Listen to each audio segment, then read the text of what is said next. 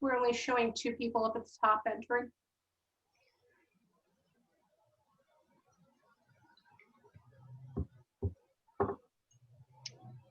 We are at 32 people in the meeting. Ah, okay, great. Give it another minute, I think.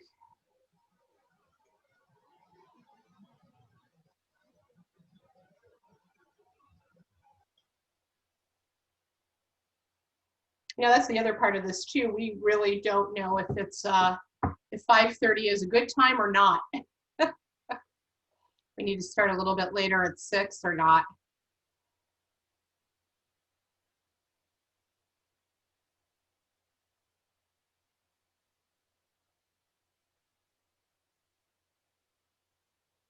Interestingly, I think we had more people at 11:30, didn't we?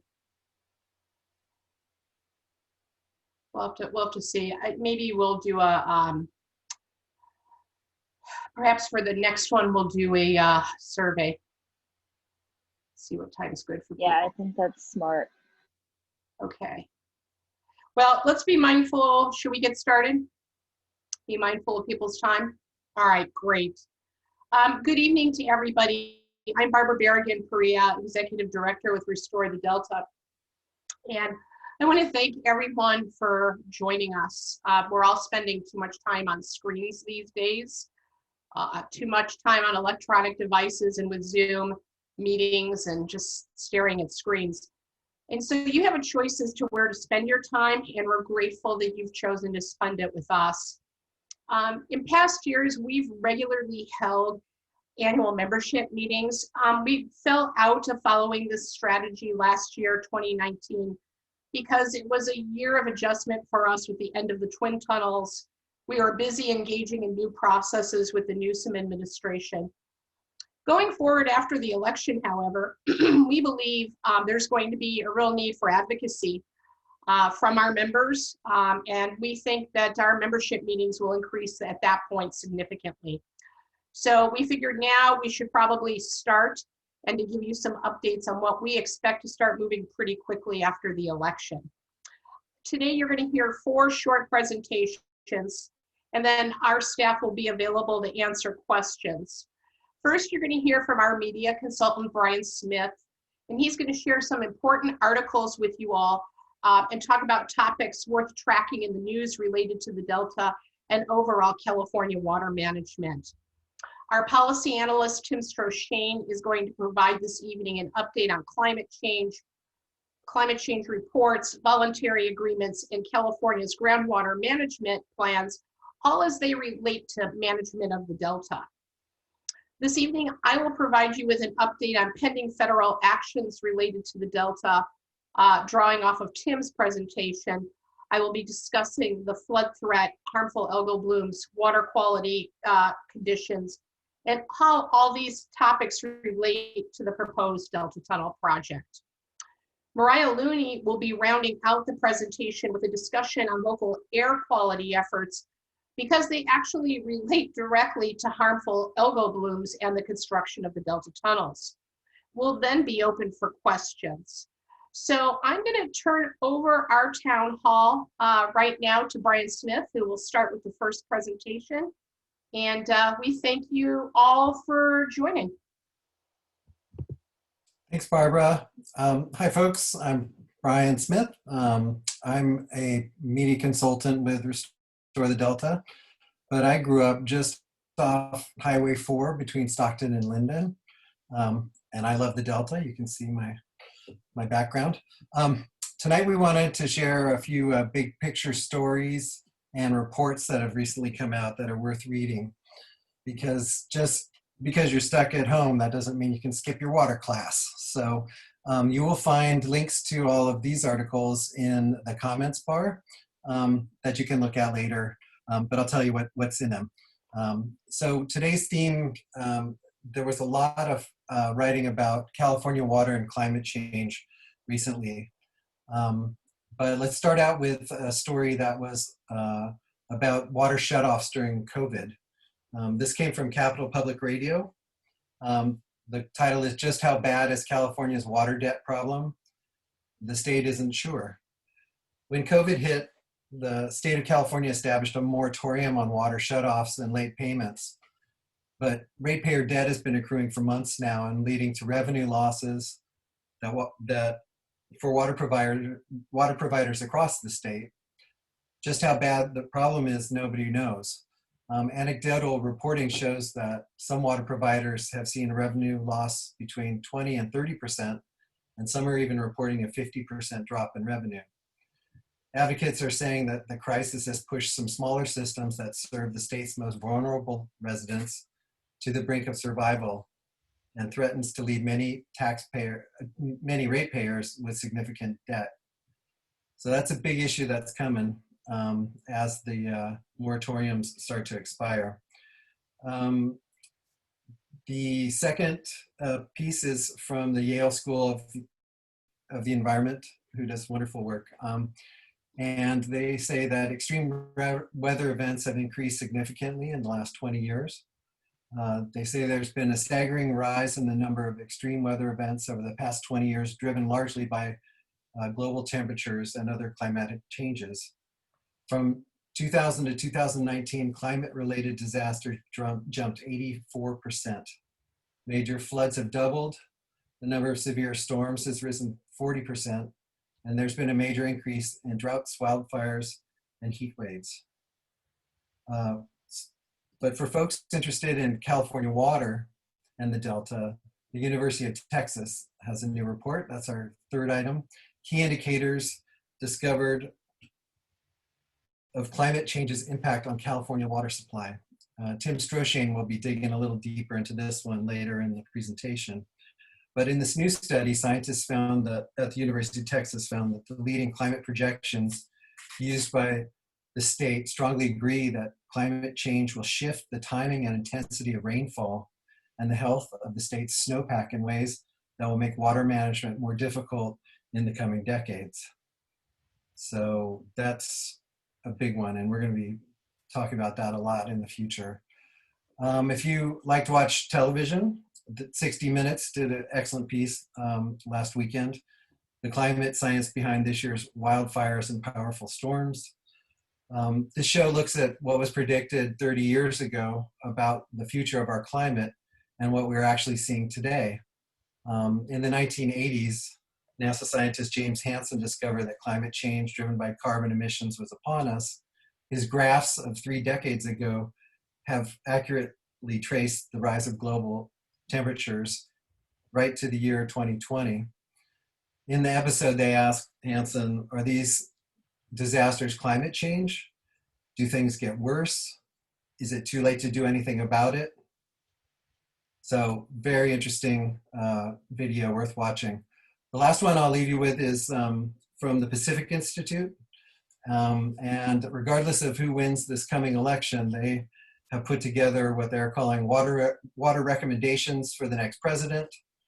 The report warns that as the COVID-19 pandemic revealed, poor water infrastructure and the failure to provide universal access to safe water and sanitation are a threat to public health. Meanwhile, water shortages, poor management, and antiquated water systems threaten the nation's food supply, ecosystems, and economy.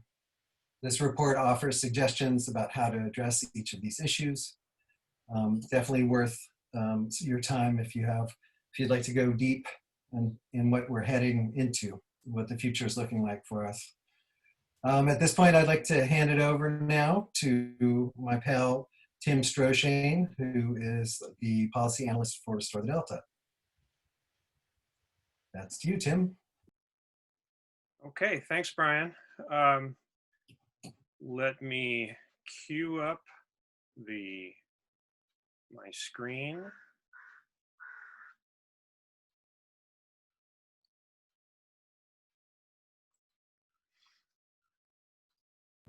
Hey, Tim, can you turn up your mic just a little bit? Yeah. Thank you. Is that, can you hear me okay now? Yeah, I think that's a little Okay, better. I think I was just mumbling. Let's see. Okay, I think we're ready to go here. Good evening. I'm Tim Stroshane, and I'm policy analyst with Restore the Delta. And I plan to talk about climate change a little more, water system operations and voluntary agreements, and groundwater issues and how they relate to the Delta. There are 4 main sections to my talk, as I've kind of hinted. First is global climate change, where I will mention heat, Arctic sea ice shrinkage and melting of the great ice sheets in particular. Second, I describe ways in which climate change affects California, expressed through heat projections, but also changing precipitation and evaporation patterns. Then I will connect these to the breakdown of coordinated state and federal water project operations and their implications for proposed voluntary agreements to provide delta flows and restoration. Finally, I'll conclude with a summary of sustainable groundwater management issues and relate these back to demand for water in the Delta now and in the future.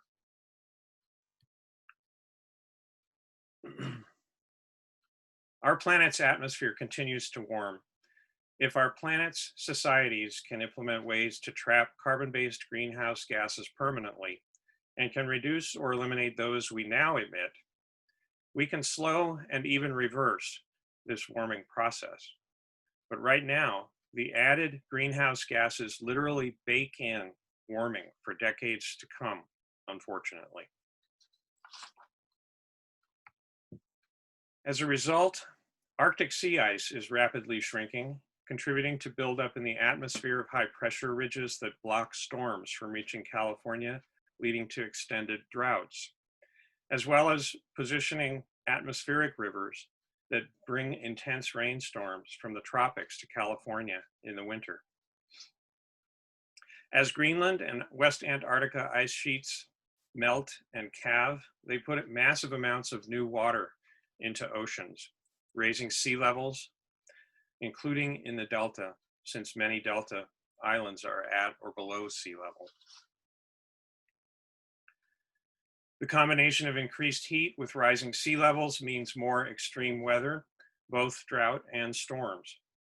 Unfortunately, sea level rise and flood impact studies all too often omit the Delta. Fortunately, the US Geological Survey in 2011 studied a potential atmospheric river storm that mimicked a huge flood in the Central Valley in the winter of 1861 to 62. And now the Delta Stewardship Council is looking at effects of sea level rise and storm surge on flood threats. In California, heat projections by the Union of Concerned Scientists found that there are already between 40 and 60 days in the Central Valley with heat above 90 degrees Fahrenheit. That's about 6 to 8 weeks now, and about 1.5 to 2 months. By the end of this century, most Central Valley counties will have hot weather seasons lasting about 4 to nearly 5 months. And in the Delta, the hot weather season will generally be about 4 months long. The heat projections show everywhere in California having much longer hot weather seasons. Obviously, these heat projections mean demand will grow for cooling, thirst-slaking water, not just for human beings, but for all vegetation in every California landscape. Agricultural, urban, and natural ecosystem vegetation use water and release it to the atmosphere in a biological process called evapotranspiration. Plants use water to help dissipate heat and transport nutrients to and through their tissues. The hotter it gets, the more plants need water to dissipate heat, or else they wilt and die. These map graphics are from the Texas study that Brian mentioned earlier. Precipitation averages in California are not expected to change much. but more precipitation is expected to fall as rain, not snow. The left-hand map shows that the fraction of yearly precipitation will increase by 5 to 6% between November and March by 2099. In the middle map, the ratio of yearly precipitation falling as rain and not snow will increase 23% in the Cascade Range and 33% in the Sierra Nevada, according to the Texas study. Most of California's reservoirs are built in these mountains. This will affect the state's ability to balance control of flood risk with water supply storage. The Texas study also found both the largely forested Sierra Nevada and Cascade Ranges will experience a 16% increase in evapotranspiration rates, shown in the right-hand map. Thus, water demand will decrease in our forests, the watersheds to our largest reservoirs. What does climate change bode for new delta flows and groundwater issues? I'll spend a few slides on proposed voluntary agreements and then a few more on groundwater before I wrap up. For nearly 30 years, coordinated operations was the theme governing the Central Valley Project, or CVP, and the State Water Project, or SWP. Despite the CVP having senior water rights over the SWP, they agreed to cooperate to provide reliable supplies to state and federal water contractors because competing for the same water would be destructive to both projects and to California generally. But throughout these decades, they cooperated at the expense of Central Valley River and Delta ecosystems. Several native fishes, including 2 runs of Chinook salmon, steelhead trout, and 2 species of smelt, teeter on the brink of extinction from water project operations. The coordinated systems chafed at regulations protecting water quality and fish. So the State Water Board asked for voluntary agreements for the Delta watershed in 2015 to try to hold coordinated operations together, but potentially in lieu of new Delta estuary water quality objectives. When Donald Trump was elected president in 2016, the federal CVP and its contractors saw an opportunity to increase CVP supplies at the expense of both ecosystems and SWP customers. VA talks proceeded until early this year when a framework for agreement was announced. But meanwhile, the relationships behind coordinated operations began to deteriorate and break down. A state-issued incidental take permit for the SWP in early 2020 conflicted with more exploitive CVP operational changes and was sued. California Attorney General Javier Becerra then filed suit also early this year to undo new federal biological opinions on the CVP.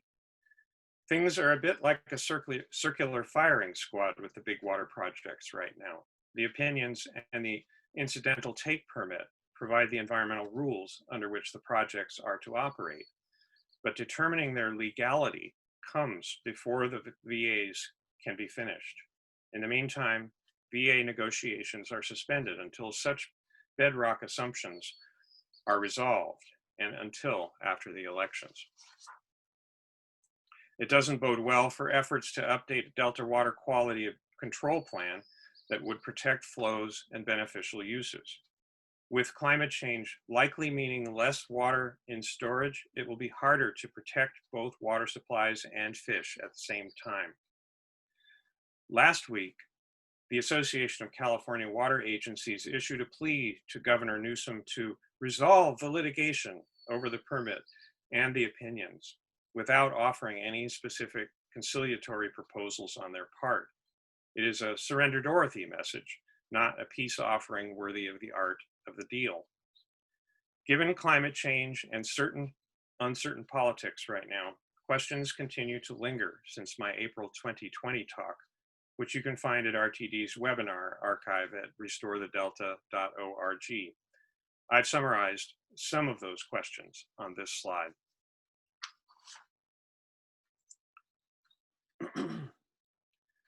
Meanwhile, groundwater also looms large as California warms and experiences more frequent drought. In normal or wetter years, about 30% of California's water supply comes from water stored in tiny pore spaces below ground called aquifers, which are used as a water savings account you call on, not when it's a rainy day, but when there's a drought. During droughts, about 60 to 65% of California's supplies come from its water savings in aquifers. By the middle of last century, Central Valley farmers were overdrafting about 2 million acre-feet of groundwater in an average year, which continues today. These graphs show 50 years of steady overdraft, most of it in the Tulare Lake Basin, the southern San Joaquin Valley. Incidentally, an acre-foot is like a football field, flooded to a depth of 1 foot. Last decade's drought coincided with proliferation of almond orchards and other permanent crops in the Central Valley that hardened agricultural demand for water. As drought took hold during 2012 through 2016, Central Valley groundwater levels fell further and further to protect these new crop investments. The alarming slide in California aquifer levels led to passage in 2014 of the Sustainable Groundwater Management Act, or pronounced as the acronym SGMA. The new law makes local groundwater users write groundwater sustainability plans, or GSPs. SGMA is an attempt to balance water supply and demand to achieve groundwater sustainability in California as a planned alternative to court adjudication. Many experts believe court adjudications are slow and expensive processes. Unfortunately, SGMA may prove just as slow, if less costly. It doesn't require balanced and sustainable groundwater use until 2040 to 2042. SGMA also requires GSPs to describe and avoid the undesirable results of groundwater overdraft. Most of SGMA's undesirable results shown here are prevalent in the San Joaquin Valley, except seawater intrusion. I'll focus on two with the time I have left: drinking water degradation for environmental justice communities and, excuse me, and land subsidence. Subsidence is itself an undesirable result of both loss of groundwater storage and chronic overdraft. So I'll actually have covered 4 of the 5 remaining undesirables. Unfortunately, Valley groundwater users wrote and submitted GSPs to DWR this past January that failed to address the threats of falling groundwater levels for drinking water systems. On the left side of this graphic, it shows how many wells went dry during the 2012 to 2016 drought. Many of these wells supplied drinking water to poor communities of color in the valley. Shown in red on the right are basins where submitted GSPs provide no program to protect drinking water wells going forward. Many environmental justice communities depend on groundwater and are treated by these GSPs with official indifference. It remains to be seen whether both DWR and the Water Board will find these GSPs adequate. This slide shows total land elevation subsidence on the left in yellow and light blue. It shows that the deepest recent subsidence occurred in the vicinity of Chowchilla, and especially in areas between Fresno and Tulare County. Subsidence also crumpled the ground beneath the Friant-Kern Canal in Tulare County and a few locations along the California Aqueduct of south of San Luis Reservoir on the valley's west side. These aqueducts suffered imported water capacity reductions of 40% in the Friant-Kern Canal and about 20% for the California Aqueduct. The official indifference of GSPs widens here. The right-hand map shows that several submitted GSPs throughout the San Joaquin Valley will continue allowing land to subside despite the costs such policies and their undesirable results impose on communities and businesses in these basins. GSP authors appear to hope that others will pay to fix problems with the aqueducts that their own groundwater pumping caused. So, what of the Delta's place in this climate change and water supply picture? The Delta is between a rock and a hard place. It's an important source of imported water for both the San Joaquin Valley and Southern California. And these places will want more, not less imports, as the climate warms and we suffer more droughts. The climate may not make it available to them. But if imports do increase, despite the climate not delivering more fresh water, the Delta will see degraded water quality, which Barbara will address more in her talk in a few moments, as well as huge ecological and economic costs to the Delta's natural, recreational, urban and rural community, and agricultural environments. These problems will magnify as our access declines to clean, fresh water supplies from our mighty rivers. But Restore the Delta prepares by taking steps to build community-based programs that will position Stockton and other Delta communities to adapt and survive in the coming climate emergency. And thank you for your time. Thanks for coming. And I will stop sharing my screen if I can make myself. Yeah, here we go. There we go. Thank you so much, Tim. You're welcome. Great presentation. And we thank everyone for joining us again. I'm going to move through my presentation. If I can go ahead and share my screen.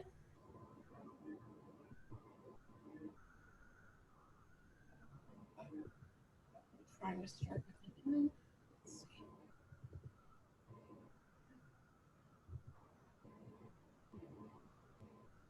There we go. All right, fantastic. While Restore the Delta continues to focus on protecting the estuary through protecting water quality and quantity, our mission has evolved. We are working more and more to ensure the health of the San Francisco Bay Delta estuary and Delta communities.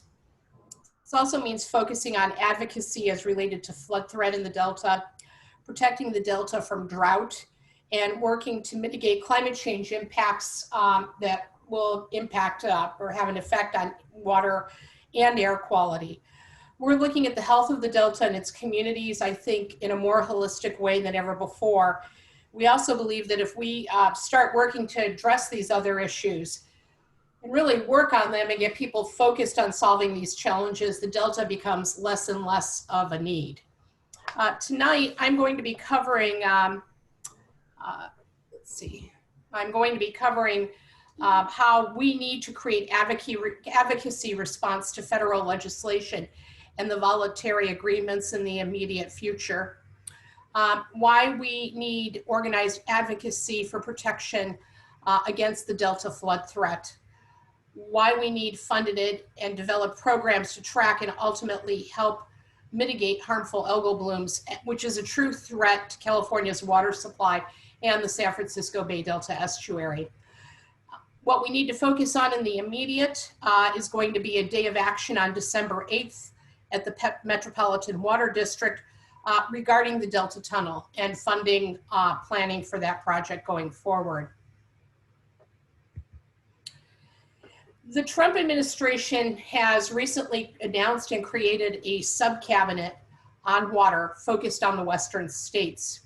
We believe from continuing comments by the president regard to the Delta smelt that this effort is really influenced heavily by the Westlands Water District.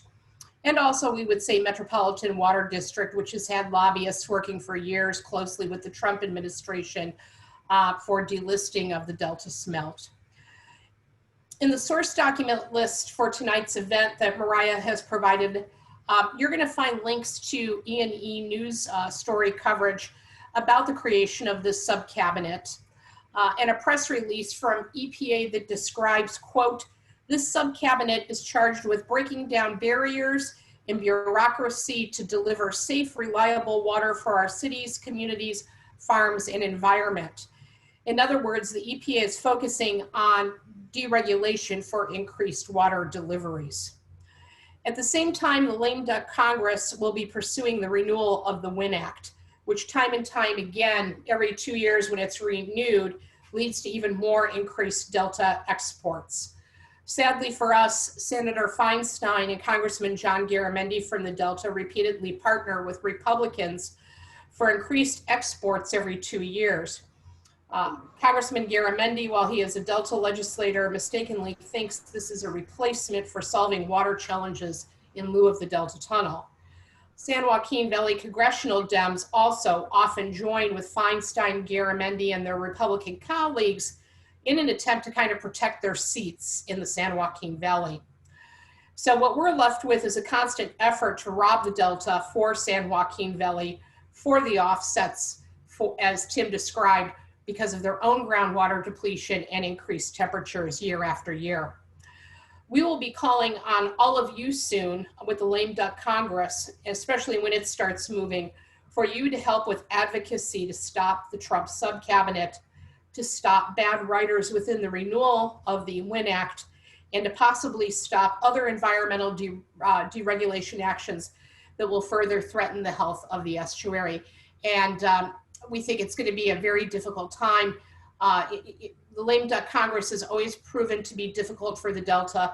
We anticipate a lot of chaos post-election, and we think it's going to take a real effort on everyone's part to really hold the line for protections for the estuary. Voluntary agreements are really at a standstill, as Tim described, with the Newsom administration, and ACWA, the Association of California Water Agencies, has come up with their Surrender Dorothy offer to restart the process. As Tim has explained, the voluntary agreements are predicated really on unrealistic water availability challenges given climate change and expanded drought. Scientists are also confirming that we do not have enough flow presently for the habitat that already exists. And yes, we believe that we will need to see an increase in wetlands to combat sea level rise. And that will require more freshwater flow, not less. The idea that's often sold with voluntary agreements is that you have to time the flows. Well, you can time them, but if you don't have adequate water for them, they will not have the desired effect with the needed wetlands that we're going to need to combat climate change and to offset what we're going to see as saltwater intrusion as a result of more and more drought. At the end of 2018, DWR said it would come back with the State Water Resources Control Board with completed voluntary agreements in 6 months. We are at the end of 2020 and it has not happened. Water quality continues to deteriorate with fisheries declining and harmful algal blooms expanding year after year. So we are going to be calling on you in the months ahead to help us advocate once again with the State Water Resources Control Board to finish their water quality update plans for the Delta and to really set truly protective standards for the Delta that will improve flows for the estuary once and for all. We also see this as being very important as another step and related to combating what is being proposed with the Delta Tunnel. The Delta will suffer with both extremes from climate change, flood and drought. First, I'm going to talk about flood. Both flood and drought pose environmental health impacts for communities and dangers to fisheries and wildlife. Recently, we shared with you an excellent op-ed by retired State Senator Mike Machado and Stockton Mayor Michael Tubbs that explains the inadequacies of flood planning. We have provided that link for you. Stockton, the 13th largest city in California at the north end of the San Joaquin Valley, has been left out of the Central Valley Regional Flood Control Plan. As described in our climate change report of 2019, the most critical dangerous flood area in the Delta is really in South Stockton, where French Camp Slough and the San Joaquin River meet up in that confluence. And in that area, there's housing density that is the highest We believe in the Delta, adjacent to water, even higher than in Sacramento and the Natomas area. This floodplain where housing was built decades ago is home to Conway, the largest public housing project in the Delta, and one of the largest environmental justice communities in California. With storm surge and inundation down the San Joaquin River, we're looking at 7 feet of overtopping of levees, and gross inadequacies exist today in those levees presently. So we have seen time and time again, disadvantaged communities do not recover easily from flood, and they are often generations of equity and financial gains are lost with flood threat. And while financial life may be modest in those communities, that equity is what keeps families going from generation to generation. The Delta Stewardship Council is working to include these communities in their climate assessments for the Delta. We're grateful to them for that work, as well as really evaluating flood conditions for the entire Delta. However, we still need assistance in 2021 from the public to engage with the Regional Flood Board and the DSC to ensure that levee protections are really equitable for all communities. In 2021 California, we have a duty to make sure that equity is built into planning and execution of government plans to bring about fairness, equity, and justice for all communities. All communities need to be winners. Of course, we have the inverse problem that comes with drought, and that is the proliferation of toxic algal blooms, accumulation of contaminants in water that doesn't move, ends up in fish contamination and degraded water quality. And you know, here's a question that I think really needs to be thought about statewide. What will the perception be, whether it's through voluntary agreements or a Delta tunnel, that MWD took the best water, that's Metropolitan Water District of Southern California, and left these type of harmful algal blooms behind for us? We're still waiting word for adequate grant funding to expand past photo investigation for water quality testing. Youth programs we have put into place to train youth here first, and then to expand programs throughout the Delta for water testing, to complete science citizen training, and for microscopic investigations for reporting to the Regional Water Quality Control Board. Blooms will worsen with current voluntary agreement plans and with tunnel operations that could likely end up as continuous exports from the Delta. Taking a look at what's happened here locally, year after year, we're seeing warmer water and air temperatures earlier in the year, starting in very early June this year. And then of course, with sunlight and lack of flow and nitrate discharge, areas where there is lack of flow around the Stockton waterfront in Stockton and around Discovery Bay are really where you see these benthic mats rising up from under the water. They kind of rebloom as soon as it's hot outside. This year, the spread was like nothing we've seen before. We had in 2020, Delta Waterways in San Joaquin County 220 times over the danger level for microcystins. That's the bacteria associated with these blooms. And the blooms spread out this year from the Stockton waterfront into the San Joaquin River, into the confluence of the San Joaquin River with the Calaveras River, out into recreation areas in the Central and South Delta. It continued to grow and grow. It also stopped earlier this year, sadly, because of all the darkened skies for weeks as a result of the fires. So there really is this connection between heat and light and what's happening. We saw danger levels for toxins at Big Break and Antioch. There are real threats of this spreading into the bay. And then in Disappointment Slough, heading into the North Delta, there were HABs appearing this year as well. Part of our plan includes a major restoration effort, we believe, for Mormon Slough to get water circulating around the Stockton waterfront.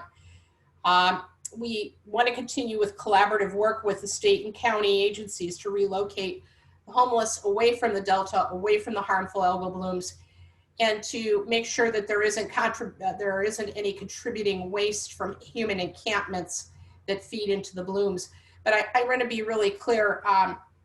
Most of the discharge that's been tracked thus far really does come from downstream and from some serious port operations that are impacting water quality conditions that we can't mitigate any longer except to really work on cleaning up the waterways because we can't control the heat and the flow issue.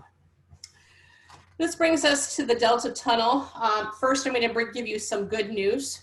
The EIR, the Environmental Impact Report, has been pushed off until 2022. That's 18 months further out, in good part because DWR doesn't really have a true federal partner to address the federal component of the project. That gives us time to work on some of the other issues that we've talked about today. We believe that the voluntary agreements are a process to free up water to pay for the tunnel. So that's why we are really focused on making sure that we have adequate flows moving through the Delta.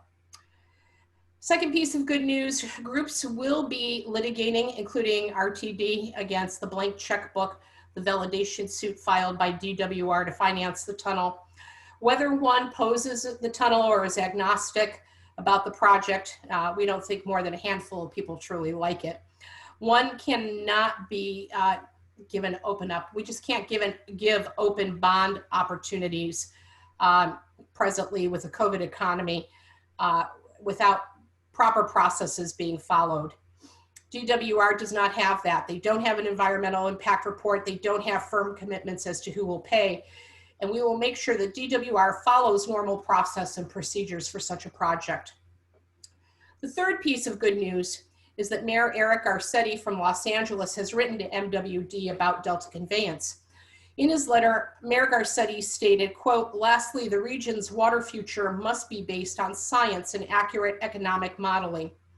As MWD decides on investments in the Delta and at home, excuse me, it is more important than ever that agencies and their ratepayers do not pay more than their fair share. This will mean no new fixed charges and not subsidizing other agencies on planning and projects in the Delta to ensure local agencies can maintain their ability to invest in regional resilience. This also means MWD must accurately and urgently account for climate change impacts in its planning and financial commitments. While water is MWD's business, safety and affordable water is a fundamental right and a necessity for our survival and recovery," end quote. As it stands right now, MWD will need to come up with the majority of funding for the next 2 years of planning for the Delta Conveyance project, which is against the wishes of the city of Los Angeles. We also believe to a great degree the long-term goals of the San Diego Water Authority. Presently, 2 routes for the Delta Tunnel are on the table, but before I go through that, here are a couple of other economic things to consider. DWR will be pushing $3 billion worth of bonds to simply maintain the state water project in the coming months, the state water project as it exists now. We believe those bonds make sense. That's to maintain what we have to keep our water supply intact and safe. It's to shore up the system. But that's $3 billion ahead of what the project's going to cost. MWD analysis shows that the proposed project will deliver 400,000 acre feet less in water deliveries than the state water project delivers right now today. MWD has to come up with roughly $149 million by the end of the year to continue with planning, which would put them at odds with the city of Los Angeles.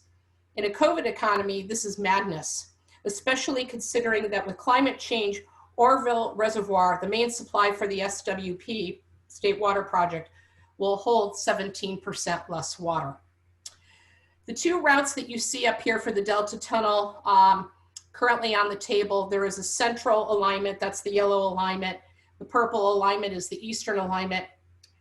And they still have to figure out and analyze all the environmental impacts that line up with these alignments. They're looking at bypassing Clifton Court 4 Bay completely and building a new pumping station for the State Water Project about 45 feet up in the air in the foothills, and then pushing up pipes 245 feet up into the Brook Bethany Reservoir just south of the Jones pumping plant and into the aqueduct. That plan includes building a project that can run continuously. And I think for me, that was one of the most alarming things I've heard as a member of the steering committee, the stakeholder for our members who kind of ask questions about why we have continued and go down that route. We think it's important to be at the meetings. One, because we learn what's really happening with the project.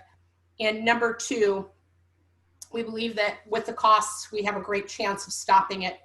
But mistakes are made when communities don't line up to make sure that there's mitigation in place at the same time if they should not prevail. And we just don't want to see 4 million people with climate change even remotely possibly being harmed by a project without proper mitigation being put into place. Water districts facing financial challenges as a result of ratepayers not being able to pay water bills in large numbers. Think back to those stories that Brian talked about. The Delta Tunnel makes less and less sense. Adequate flow is needed to stop the tunnel from turning into a saltwater estuary. And if the plan by Secretary Crowfoot at the Resources Agency and Carla Nemeth of DWR is to turn the Delta into a saltwater estuary, then they must start answering how the environmental and economic impacts to the region's 4 million people will be mitigated. If that is the best that they can come up with to deal with climate change impacts to California water deliveries, then we need details on this full story. What do they do for water supply? What do they do for fisheries? What do they do for the environment that we would be left with? In closing, the Delta Tunnel is also a story of air quality impacts for folks in our region. And even without the tunnel, we are suffering from air quality impacts related to harmful algal blooms. Harmful algal blooms are a source of significant air pollution, and where they are expanding and happening lines up with one of the communities that suffers from the greatest air pollution in the United States. The Delta Tunnel project also includes the potential for 1 million truck trips through South Stockton for mitigation and removal of soils. So I'm going to, at this point, turn it over to Mariah Looney. She's going to give you a brief presentation on air quality challenges related to HABs and these 1 million truck trips. And thank you for your time. And after that, we'll be ready to take questions. Hello, everyone. Sorry for the my dog in the background. Let me go ahead and share my screen. My name is Mariah Looney. For those of you who don't know me, I am the campaign coordinator for RTD. Today, I'm going to go ahead and talk about the, just give an update on the Stockton AB 617 Community Steering Committee, which I am a part of. AB 617 is an assembly bill by a Southern California legislator that deals with correcting air quality and emissions, poor emission standards in what are called disadvantaged communities. So starting, I'll give you a little bit of an example. This is a redlined map of from 1936, and that is overlaid to Stockton. So if you see the green areas are what are considered best, blue is desirable, yellow is declining, and red is hazardous. Those are people of color could not get home loans.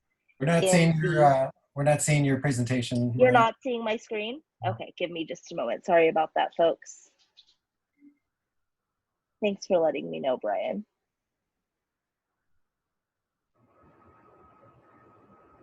Alrighty. Can you see it now? Yes. Awesome, thank you. So again, with what I just said, green is best, blue is still desirable, yellow is declining, and red is hazardous. And I bring this up because communities of color in Stockton lived primarily in the yellow and red areas.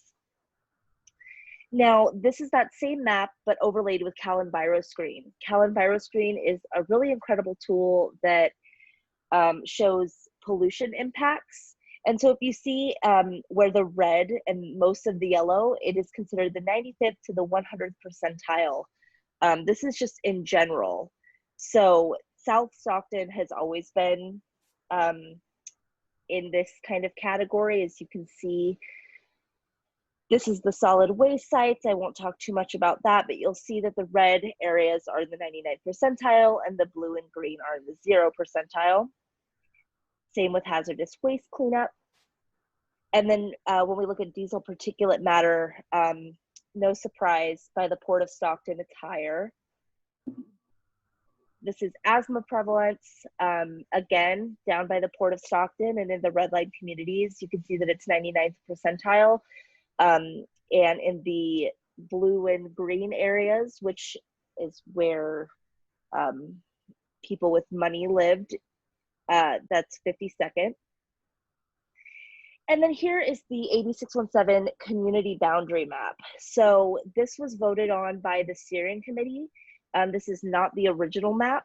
We actually expanded on it because we did not feel that it included enough of South Stockton. Back in December of 2019, CARB and San Joaquin Valley Air District awarded Stockton the AB 617 as an AB 617 community.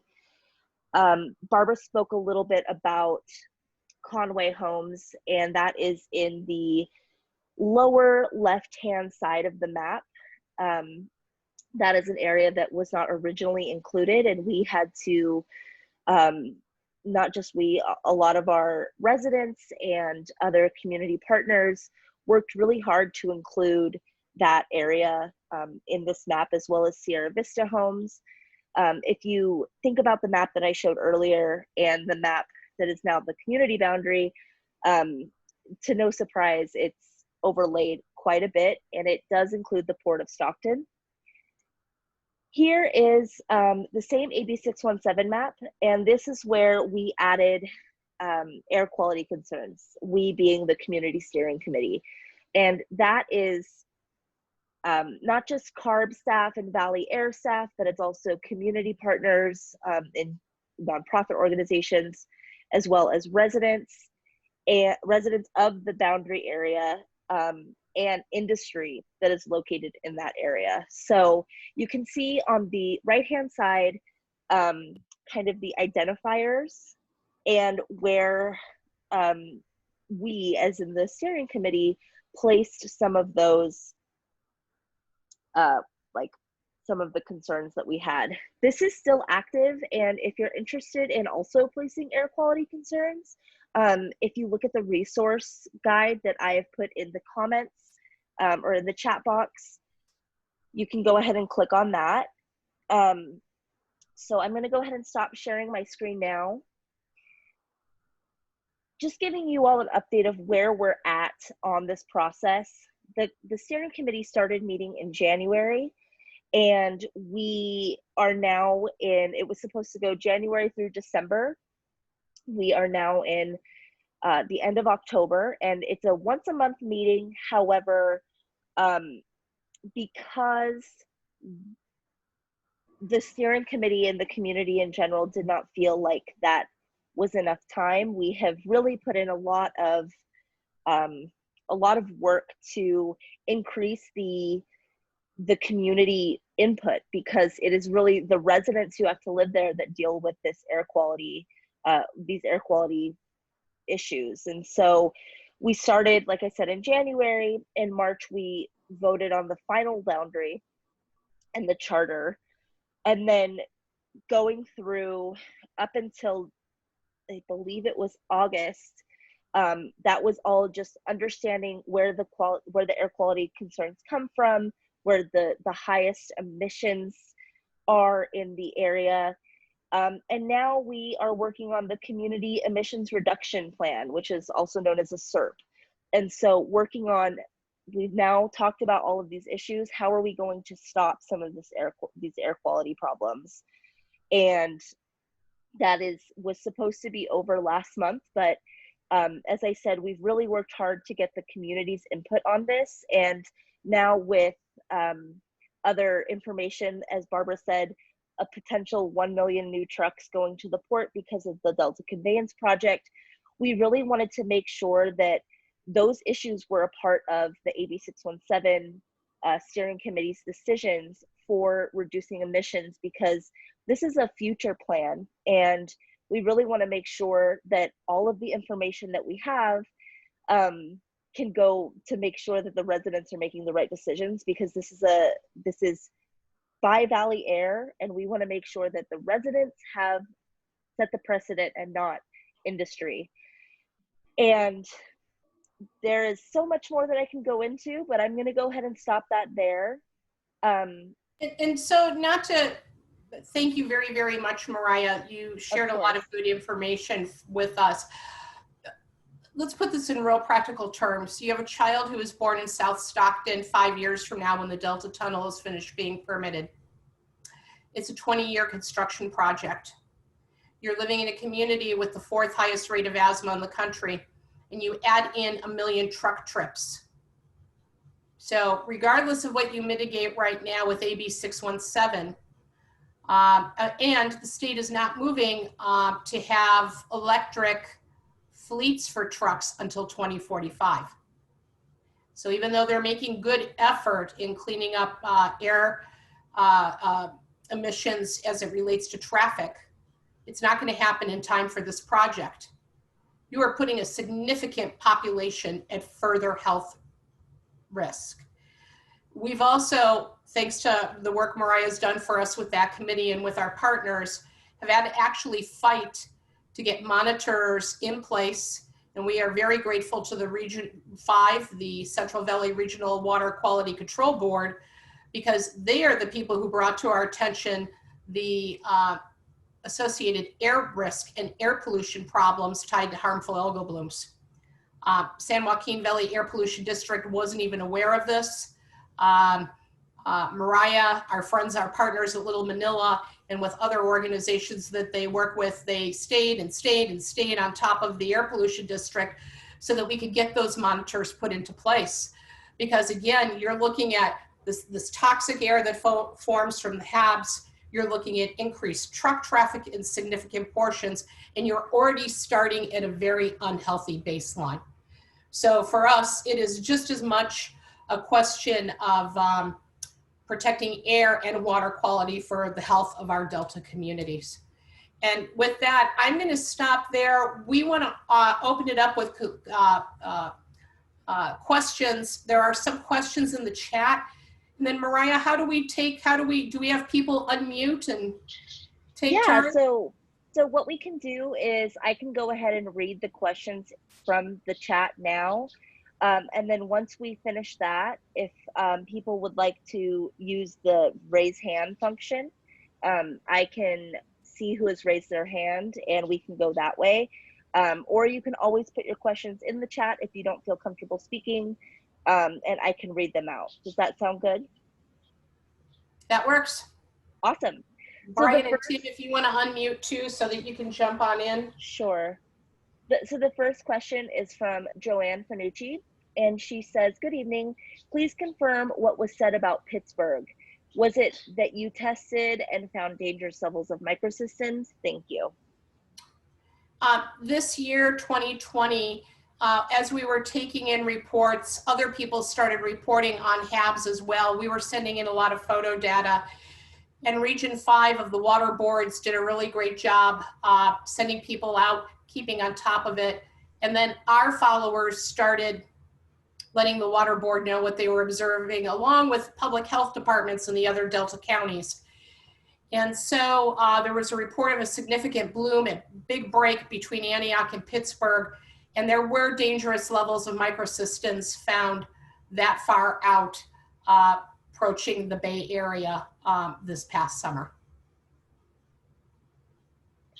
Awesome. Thanks for answering that. My dog keeps jumping up. All right. Love Zoom.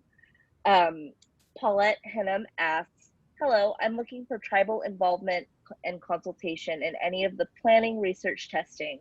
Is there any chance that traditional ecological knowledge can help with HABs? Thank you.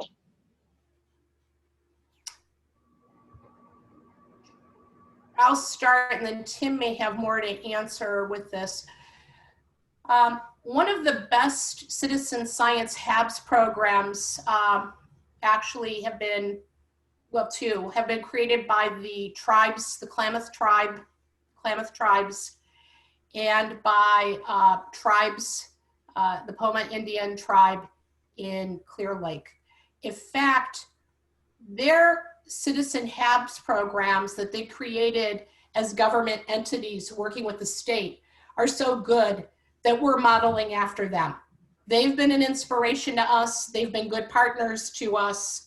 That is the goal of where we want to go. We're not there yet. We're not there with the funding. We've had to close our office temporarily. We're all working from various locations at Restore the Delta because our office wasn't big enough to even be able to safely train youth to be able to take them out and actually do the water quality testing. We need to raise money so that we can actually have a large enough facility at this point to do this all safely. But we drawn on their expertise and their knowledge. There is consultation going on with the Northern California Indian tribes around the Delta Tunnel project. We know the consultation has been called and letters have been sent. How it's going, we don't know because we don't get reports because we're not a tribe, and that is between government entities, between the tribes, state government, federal government. So frankly, it's not our business. So, but we stay in good contact with the tribes. They ran an event earlier today, organizing around the Delta Tunnel and climate action, and we speak with people regularly. And then we held an event about their history for the Miwok people with the Delta that was at the end of June. Tim, do you have more to add about consultation or processes? Not specifically about consultation or processes, but I just want to hang on. Let me mute my phone there. And I attended, in fact, Barbara and I both attended a workshop in April convened by the Region 5 Water Board on harmful algal blooms. And a person from the Pomo tribe gave a presentation there. And there are a whole bunch of other presentations that I have kept, that I obtained and kept from that event. And if Paulette or anyone else is interested in seeing those presentations, it may also be that the webinar, the event itself was recorded. Yeah. But I have those presentations. I'm happy to share them with whoever is interested. You can get in touch with me at tim@restorethedelta.org. All right. Awesome. Thank you. Michael Seaman asks, I have not heard a single reason why it is appropriate for the state to rush forward with the project as if it was something critical. Why is the state continuing to jam the project along? Metropolitan Water District, pure and simple. That's why the action on December 8th with Metropolitan Water District is so important. Everyone else is catching on to reality. But when you're the governor and you're the governor for an entire state, and you have millions of people that live at one end of that state and those district officials are pushing you, you think you have to get in line. And frankly, let's face it, this has been a hard year for people. There have been weeks of wildfires. There's been extended drought. We've been dealing with a pandemic. There's record unemployment. There is a financial crisis. There's political turmoil. If you put it on the hierarchy of things for many people, the tunnel, it's like it's there, but it's kind of limping along. It isn't at the center of people's thoughts all the time. And like we've said, there is time. I mean, we've been very good over the years of telling people when it's time to step up, and we need to step up on these other processes to prevent the tunnel from moving forward. The most important thing anyone can do right now is engage when we send out the information shortly after the election about the December 8th MWD meeting. Put it on your calendar now and be ready to talk with them about what the project would do. What would happen if we lived in a salted up estuary and there wasn't enough fresh water to share? Tim or Brian, do you have anything to add or? No. Nope. Okay. That's a no. Okay. Okay, so Katie Wagner from Sierra Club did put in the chat that Sierra Club California is having a webinar tomorrow. I highly recommend joining that. I know that I will be watching. They will talk more about MWD. We also have a ton of resources on our website talking about MWD. And if you ever have a question about anything, please feel free to email us. I'll drop my email in the chat box also. Lucas asks, is there any study about how HABs affect drinking water and human health? Some Yeah. cities like Antioch get their tap water from the river and then treat it. Yeah, there are studies. There was a problem in Ohio, I want to say 7-8 years ago, where a drinking water plant had to be closed for a couple of weeks because of contamination from harmful algal blooms. Apparently the water can be treated and eventually cleaned up, but it takes weeks to get that way. People were boiling their water for a couple weeks. HABs. I'm sorry to interrupt. That was Toledo, Ohio, as I recall. Very good, thank you. Along the Erie. Yeah. Lake Erie. From Lake Erie. The HABs impacts irrigation water. The bacteria, we believe, accumulates in tissue of fish or clams, possibly. It can get into groundwater wells. It's problematic. It's serious, at high enough levels. If children ingest the bacteria, they can die of liver damage.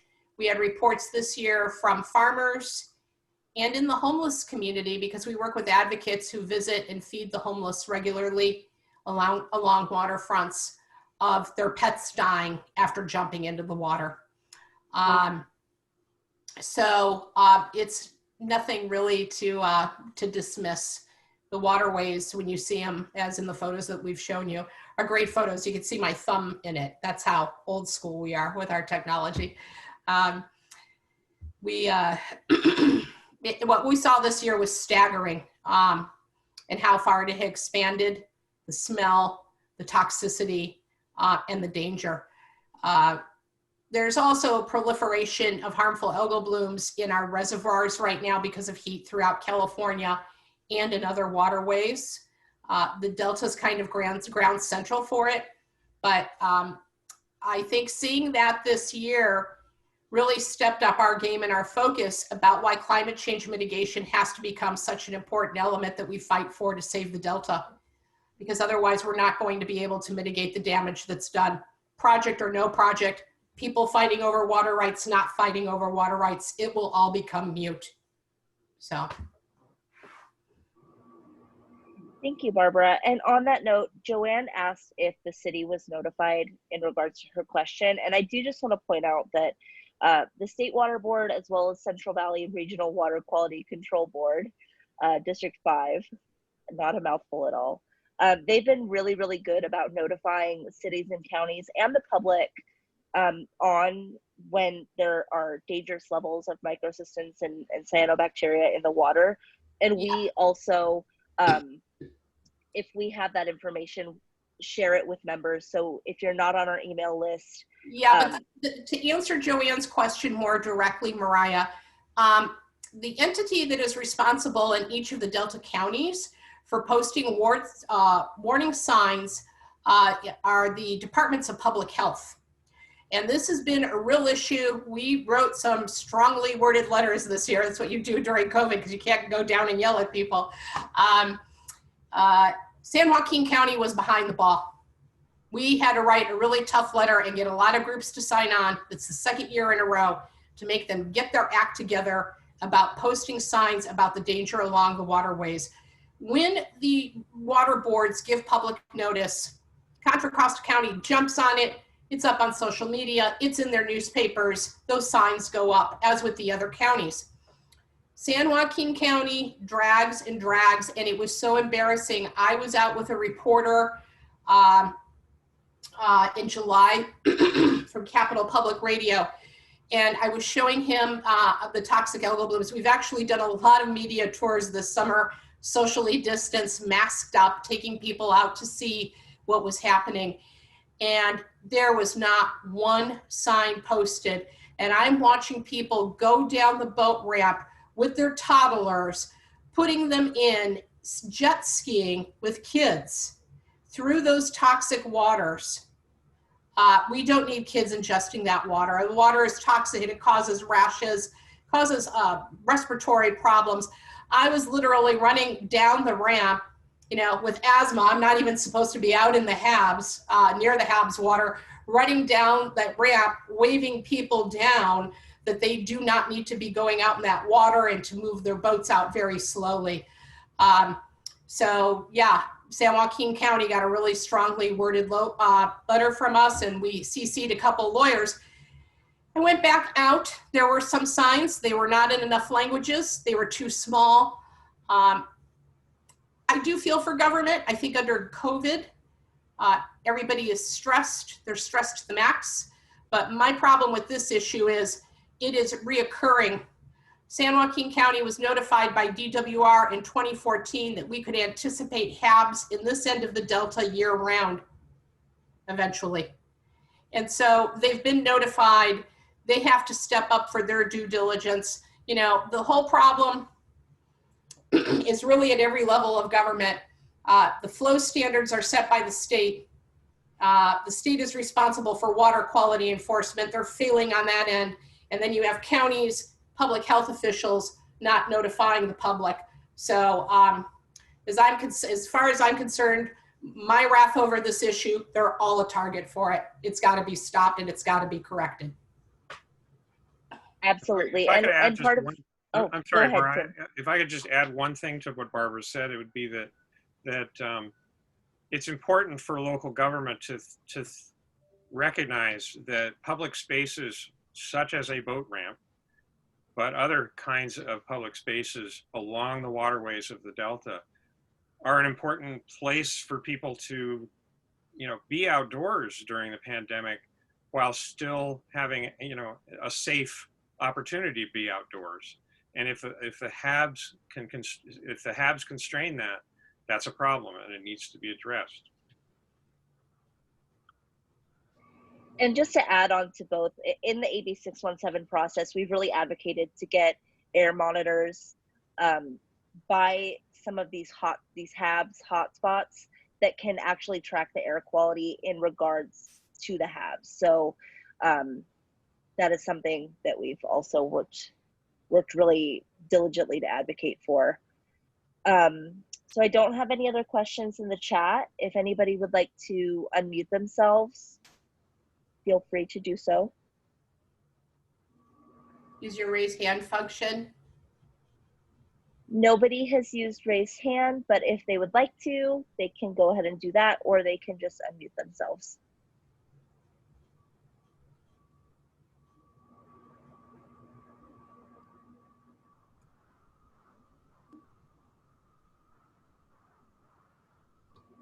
I'd like to thank Barbara and Tim and you, Mariah and Brian. Thank you very much. Thanks. You're very welcome. Yes, thank you very, very much. We appreciate it. If we don't have any further questions, I don't want to rush people out early, but people maybe didn't sit in front of their Zoom screens and eat dinner. I did it. So you may want to go and you might want to grab your wine or eat dinner after. Let me add a couple things in closing. We have I just saw a note from Joanne that there are problems in Pittsburgh, that their kids are swimming and there were no signs posted.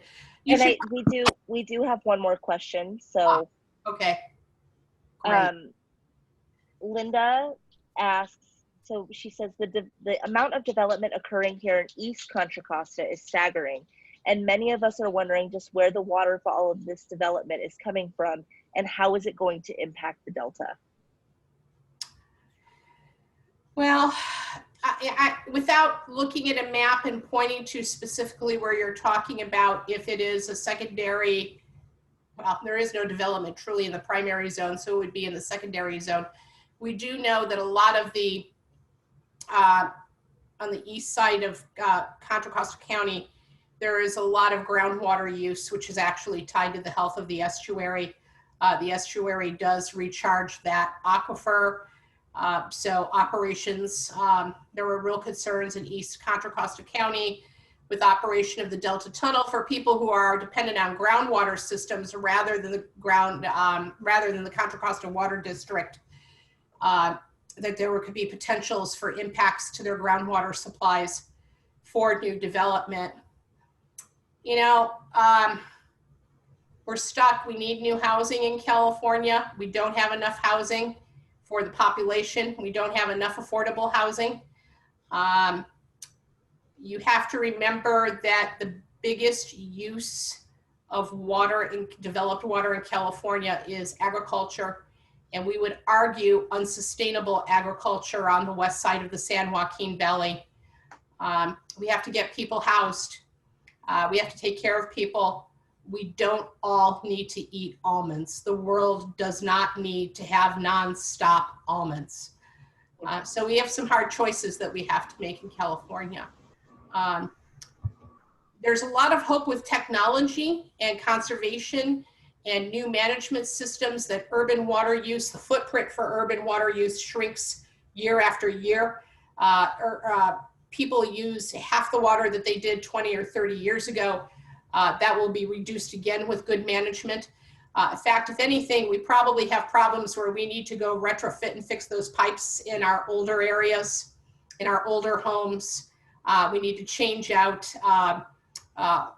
everything from toilets to shower heads to sprinkler systems in older homes to get them up to speed with what you see with new development. Does the whole world have to get smarter about growth? Probably. But we have a lot of other low-hanging fruit that could go a long way towards solving some of our problems first. I just wanted to say about water sources. Where are the LAFCOs, the local agency formation commissions? These are one of the few county commissions that have real teeth. So are we talking to them? We don't so much at Restore the Delta because we work on estuary issues. There's a problem in California with LAFCO planning, integrated regional water management planning, and then water plans for urban use all not matching up in numbers. We did that investigation 3 or 4 years ago, and to our dismay, nobody's numbers were jiving. And I think this ties back into Tim's presentation about overall groundwater management in California. I would suggest that the most important thing that you can do is really work locally. This is where we train people and we work with people to manage and watch what your local region or system is doing. We have some great partners here locally on the San Joaquin County side who are tough advocates on what's happening here with groundwater, and we applaud them and we are grateful for that.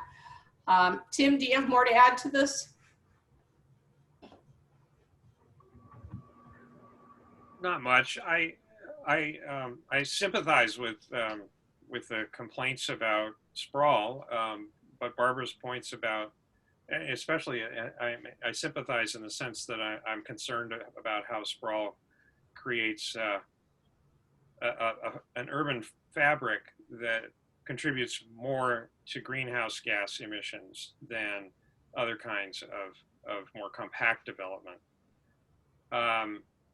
The attention to, you know, pay attention to what your county LAFCO is doing, your local agency formation commission is doing.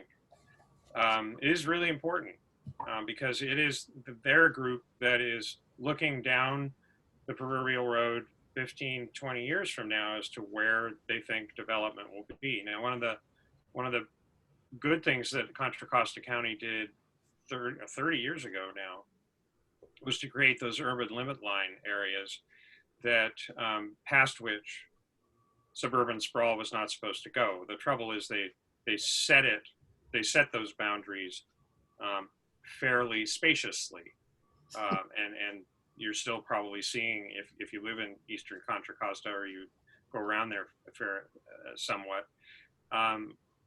there are places where there's still new subdivisions that are filling up those spaces that were created 30 years ago. So,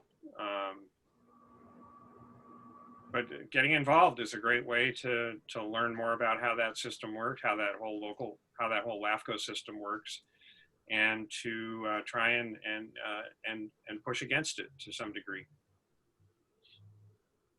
Awesome, thank you. We have a raised hand from Lucas. If you want to go ahead and unmute yourself. Hi, good evening, everyone. Just to start off with the topic of urban sprawl, I live in Antioch, and on the measure, there's a measure on the ballot for Measure T.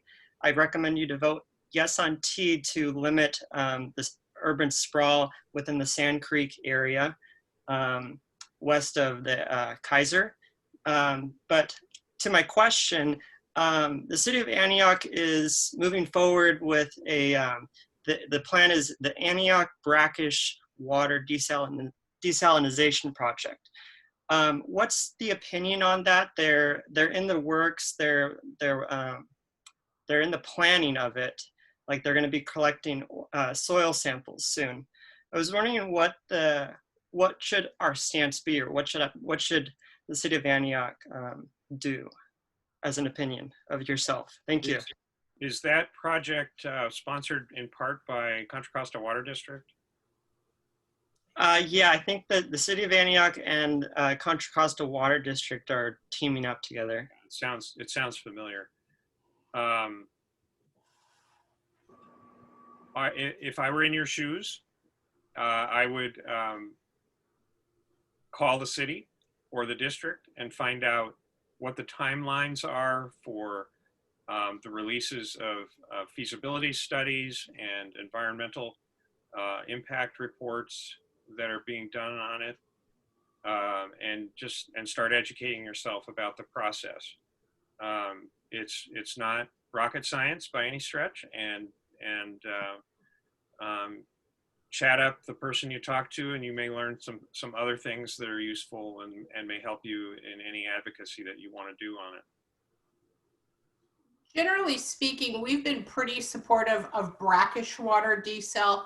It's not nearly as energy intensive as ocean desal, and it's an opportunity to clean up and reuse groundwater in productive ways throughout California. I think there's significant water supply to be gained through brackish water cleanup. I think most environmental groups see it as a potential way to recycle and reuse water back into the system, but every project is different, and Tim's right. That's where you kind of, again, people have to get California water management to work well, we need to get away from these huge projects, and we need an engaged citizenry that really works at the local level to understand and manage and kind of watchdog and bird dog what's happening. Thank you so much. And I just want to mention again, this is being recorded, and I think Bobby's waving his hand manually into the screen instead of using the function. sure. Go ahead, Bobby. You have to unmute yourself. Sorry, my dog was barking. Had to mute. I'm Bobby Landers, and I just wanted to introduce myself because it's been about 20 years since I've been to one of your meetings. So I'm part of the Kelso Road Association, which we put together as a road association when DWR started building their temporary tunnels. I'm sorry, temporary dams or barriers, which they prefer to call them. Right. It's now 20 years later, and the temporary dams are still in place. And 20 years ago, we went to every meeting there was to go to, and we did because the dam that they built on Old River was causing huge siltation around our homes. And so finally they heard us and we got the first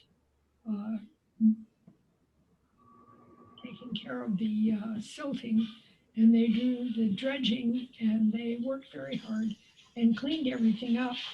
And that was very nice for us. And so then we said, well, what mitigating measures? Because if you just leave the dams there, it's going to continue to cause the silting problem. So they said, no, we've done our bit. And we said, no, you've got to come back in a few years and do it over again. So they, of course, didn't. And we're back at square one, even worse, with the islands and the access to the homes just getting worse and worse. Of course, now we've got all the other things. We've got the blooms and we've got the weeds and et cetera, and we've got the lovely lilies, which they're spraying currently. But it's the same story. DWR, we've written them and they keep telling us how good they were to us 20 years ago. And that's lovely, but it isn't helping today. So we're in constant contact with them and getting nowhere. And I followed Restore the Delta since she started a long time ago, and I read what Barbara sends us. And there are only about 10, 12 homes on our particular road, but we have 2 islands and other areas of residence. So I just want to introduce myself tonight and say thank you for all the work you've done. And we haven't done much help, but we have followed you. And we'd like to continue to be a part. And we thank Barbara for all the work she's done over the years. Well, thank you, but we're really a team. It's all 4 of us, and we've had some good other team members throughout the years, Bobby, with us. We appreciate your support.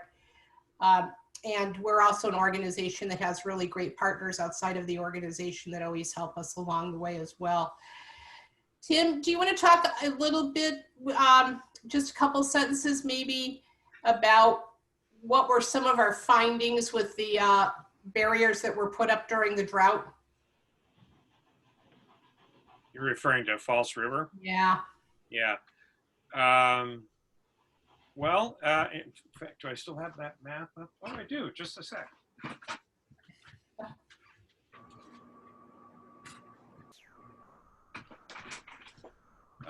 The Bureau of Reclamation, in pleading its case for the False River Barrier, there, which is between Jersey Island and Bradford, I believe. The Bradford, Barbara? Yeah. Yeah. And anyway, the Bureau produced this map that shows what the salinity effects, because during the drought, there was such low inflow to the Delta from the major rivers, and the predominant flow was from the tides from the west. They produced this map. Allow me to put it in front of my computer. Anyway, you see there's a big blue dot right here.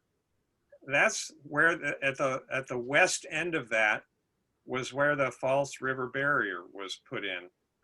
And so this is showing that it created this little island of fresh water. amidst all this other area that was much more saline. The yellow, the red, all those areas were much more saline. They reflected, of course, the salinity of bay water. So we testified, against the Falls River barrier when the question came up before the State Water Board, but they granted, like on so many occasions, they granted a permit for the board, for DWR to go ahead and install that barrier. And it stayed there for, I forget, about 4 months, something, or maybe longer, I forget now. But at any rate, it was quite a project, and it had the same general purpose as the temporary barriers of which Bobby Landers was speaking a moment ago, which is to, although I'm sorry, it didn't have the same purpose, not at all. The barriers in the South Delta to which Bobby was referring affected water levels in the channels of the South Delta. This was intended to block direct access of saline water into the Central Delta, and to push out, to push away from certain parts of the Delta saline water and let bluer, fresher water flow towards the islands. And it was intended to limit the requirement by the board on DWR and the Central Valley Project of releasing more fresh water into the Delta to comply with water quality and flow objectives in the Delta. So it was a technical fix to a salinity problem that flow could also have addressed. I'll leave it at that. Okay. We are at the witching hour. It's 7 o'clock. We want to thank everyone for joining, and we hope that you can help get the word out. We do really need serious help with our year-end appeal this year for us to be able to continue the work that we're doing. We have got to build our coffers back up. We have been barely hanging on financially during COVID, and we hope that as our mail comes out and our pieces, that you all will talk up the work that we do and support the organization so that we can continue moving forward in dealing with a changing world through COVID, post-COVID, with climate change, with a tunnel, without a tunnel, ultimate goal, and save this marvelous estuary for what it is, and really have people enjoy and fight to protect it for generations to come. So I want to thank everyone. And if you joined us late, if you missed any parts of this, you'll be able to find the recording up, linked up at our website. It'll probably take us till Thursday, I would think, for it to get up. We have to collect the video for a day. And we ask that you share the town hall with people you know. Okay. Thanks, everybody. Thank you all so much. Thank you.